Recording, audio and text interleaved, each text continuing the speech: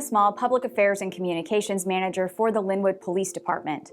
It's Friday, June 11th, and this is your LPD Video Week in Review. We'll begin by backing up to the end of May, Memorial Day weekend. Officers safely de-escalated two separate subjects in two separate calls involving machetes. The first happened when officers were called by employees of a Lynnwood business who said a man in his 20s was holding a large machete and demanding a refund. When officers arrived, they spent 20 minutes in the business parking lot with the man, utilizing de-escalation techniques called time, distance, and shielding.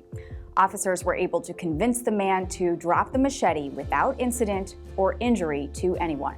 The second incident happened in a parking lot of a local hotel. Several people called 911 to report a man in his 30s who used to work at the hotel had been living in his car and making suicidal threats on social media, to include statements about wanting to be shot to death by the police. The callers were worried about the man's mental health. When officers arrived, he exited the vehicle with a machete tied to his hand and demanded repeatedly that officers shoot him. Now, despite officers using de-escalation tactics, they also had to use a less lethal impact system to safely take the man into custody. Medics were standing by and determined he was physically okay. Officers then transported the man to the hospital for an involuntary mental health evaluation.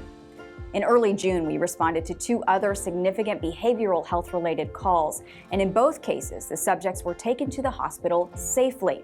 In the first case, an officer was dispatched to assist medics attempting to get a man who had severely cut his foot and was now suffering a debilitating infection to seek medical treatment. The man is known to have schizophrenia and was refusing to leave his house.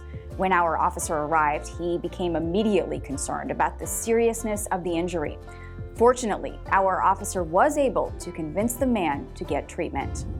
The second incident happened on Highway 99 when passersby spotted a naked woman in the median who appeared to be in crisis. Callers to 911 were concerned she would be struck by a fast-moving vehicle. When our officers arrived on scene, the woman initially refused to leave the median area or to get dressed. Eventually, our officer was able to safely get her into a patrol vehicle and transfer her to the hospital for an involuntary mental health evaluation. We're wrapping up this week in review with an organized retail theft case in which the suspect stole between $3,000 and $4,000 worth of merchandise from the Lynnwood Target over a 3-week period, ending with his arrest in early June.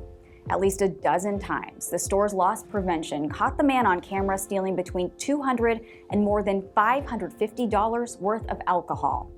That's it for your notable incidents through June 11th. We'll see you next time.